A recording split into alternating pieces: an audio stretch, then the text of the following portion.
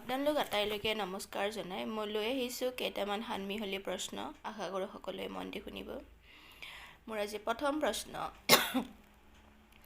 ভাৰতৰ ৰাষ্ট্ৰপতি হ'বলৈ সৰ্বনিম্ন বয়স কিমান হ'ব লাগে? উত্তৰ ৩৫ বছৰ। ২ নম্বৰ প্ৰশ্ন, ভাৰতৰ নিৰ্বাচনী আয়োগক কোনে নিযুক্তি দিয়ে? উত্তৰ ৰাষ্ট্ৰপতিয়ে। আজি ৩ নম্বৰ প্ৰশ্ন, জয় সংহিতা বুলি কোনখন মহাকাব্যক জনা যায়? উত্তৰ মহাভাৰত। ৪ নম্বৰ প্ৰশ্ন, নৰনাৰায়ণৰ সৰুকালীৰ নাম কি আছিল? উত্তৰ মল্লদেৱ। আজি ৫ নম্বৰ প্ৰশ্ন, চশমা কোনে আৱিষ্কাৰ কৰিছিল? উত্তৰ বেঞ্জামিন ফ্ৰেংকলিনে। আজি ৬ নম্বৰ প্ৰশ্ন, অৰুণ উদয়ৰ দেশ বুলি কোনখন ৰাজ্যক জনা যায়? উত্তৰ অৰুণাচল।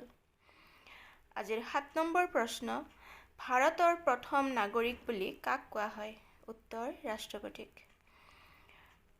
৮ নম্বৰ প্ৰশ্ন, ফুটবলৰ কলা মুকুতা বুলি কাক জনা যায়? উত্তৰ পেলে। ৯ নম্বৰ প্ৰশ্ন, শূন্যৰ আৱিষ্কাৰ কোনে কৰিছিল? উত্তৰ আৰ্যভট্টই। ১০ নম্বৰ তথা আজিৰ শেষৰ প্ৰশ্নটো হ'ল, অসমৰ আটাইতকৈ ওখ পাহাৰখনৰ নাম কি? উত্তৰ বৰাইল পাহাৰ। যদি আপোনালোকক এই প্ৰশ্নসমূহে উপকাৰ কৰা বুলি ভাবে তেতিয়াহ'লে মোৰ ইউটিউব চেনেল প্ৰজ্ঞা সাধনা লাইক, শ্বেয়াৰ আৰু ছাবস্ক্ৰাইব কৰিব বুলি আশা কৰিছোঁ। ধন্যবাদ।